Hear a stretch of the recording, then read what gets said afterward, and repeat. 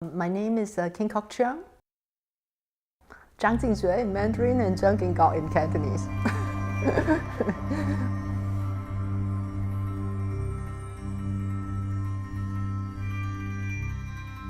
Well, I really don't know what's the origin of story, but I think story is integral to everything we do in life almost. If you think about what kids like most, it's stories. What are the things that they always want one more at bedtime is a story. The purpose is part of literacy. What I keep telling my students is that each person has a unique story, and don't be shy to tell your own story, even in an analytical paper. Who you are governs how you read a certain tale, and your voice is very important. And what's a voice but what distinguishes you? Stories are what connect people. Stories is what turn individuals into a community. So within every story, we hear a distinctive voice, and we also hear things in which we can connect with someone else.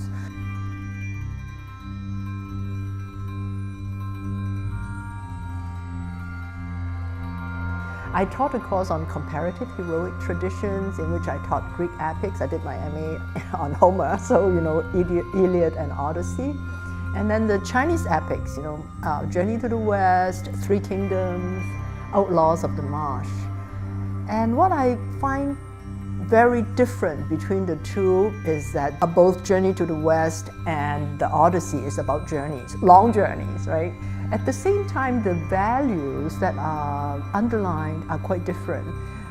With Homer, it's called Odyssey, right? So the name, Odysseus, the unifying element in the tale, the single hero is very important. So Odysseus is very known for his cunning, the individual heroes that really stand out. But with the Chinese epics, Journey to the West, you have four pilgrims. Even though Monkey may be the most memorable, Monkey is also very clever. But just because he's clever, there are so many trials during the Journey to the West that he cannot, just by his by virtue of his physical prowess and his mental cunning, is insufficient. And yet he's able to overcome every trial. And to think about teamwork that brings about the success of the journey. They have to work together for something to succeed. Literature reflects culture. Some professor pointed out it's because he has so much guanxi. Guanxi is like depends on who you know, right? So Monkey knows everyone. He knows Guan Yin, so any big trouble he goes to Guan Yin. But he also knows all the gods in heaven and in hell. So he can summon anyone to help him. So he has friends all over, in heaven, in hell, in the world. So that's how he managed to get through everything. So this again is very different from the idea of a Western hero, where the individual has to be everything, that you just depend on yourself. And Outlaws of the Marsh is also called Water Margins. Unlike the Odyssey, it's 108 heroes. And you really cannot tell who is the most important. I mean, the 108 heroes each is extremely different. So it's not true. I mean, I don't want to enforce the stereotype about Chinese group mentality, because these are very distinctive heroes, right? And yet the emphasis is not about one leader. Everyone is equally important. And then the third one, Three Kingdoms. You have the very famous peach garden oaks, whatever you translate it in English, in which three unrelated persons become sworn brothers. You even say, we live together, we die together. It's a very, very strong kind of fraternal bond among the three. So yes, they are very crucial to the Three Kingdoms, but still, the emphasis on three brothers. In my reading of Three Kingdoms, they are not even the most important heroes, quote unquote, in the story. Probably the most memorable ones are the strategists, Zhuge Liang. So again, there was not this emphasis on one hero, but how Zhuge Liang helped these three brothers, how by not listening to him, eventually the fall of the kingdom and so forth.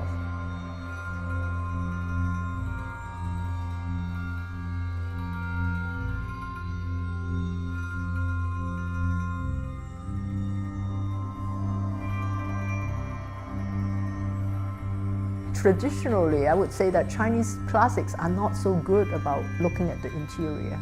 And I think as a result, we have much more black and white characters than figures like Macbeth, figures like Iago, or figures like Othello. You know, I really sympathize with Othello. I mean, a lot of people think that he's really stupid, right?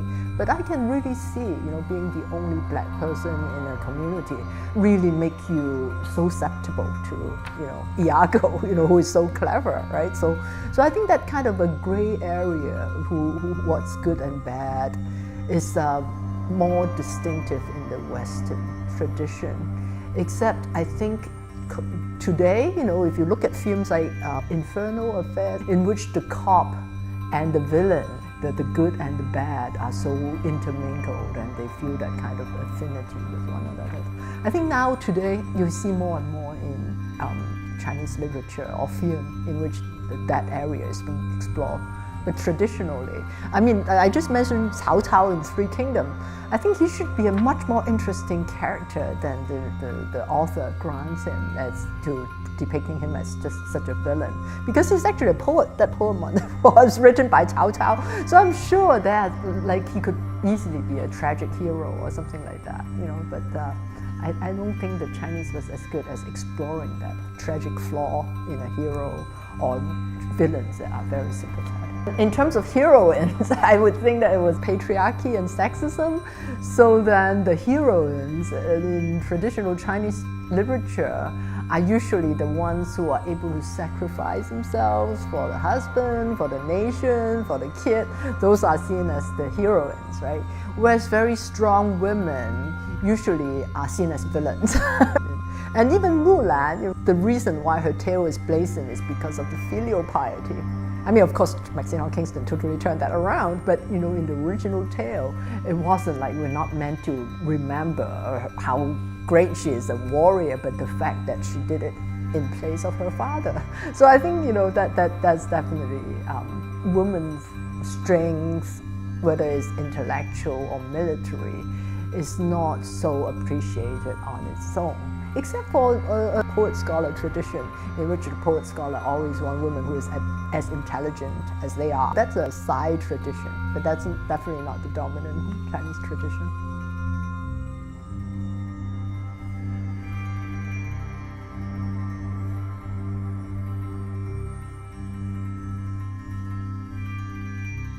So I said that I would read you my favorite story in Cantonese.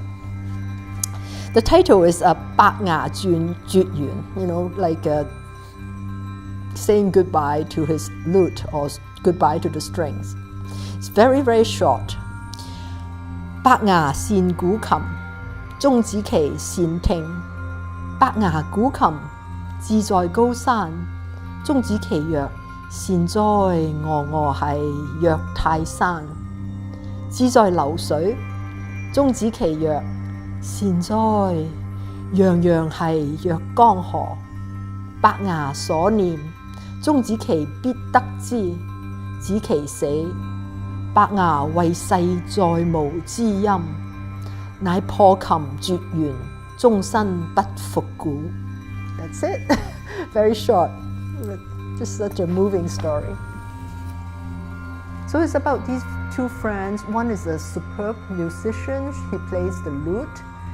And his friend is just a listener. So the friend can always tell what the friend is thinking when he's playing certain music.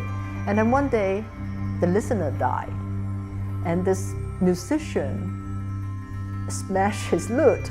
It's a very tragic ending, but to me, the poignancy has so much to do with the importance of having a listener, of having someone that can appreciate what you're doing.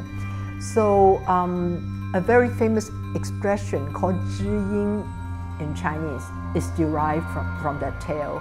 知音 literally means know the sound, know the tune, know the music. It's used to describe someone who is a soulmate, someone who can appreciate what one is doing, whether it's in literature, in art, in storytelling. You know, the 知音 is a very valuable thing. And I think part of your question was asking me how this impact on my life. So my life, I make my living as a literary critic, as a professor.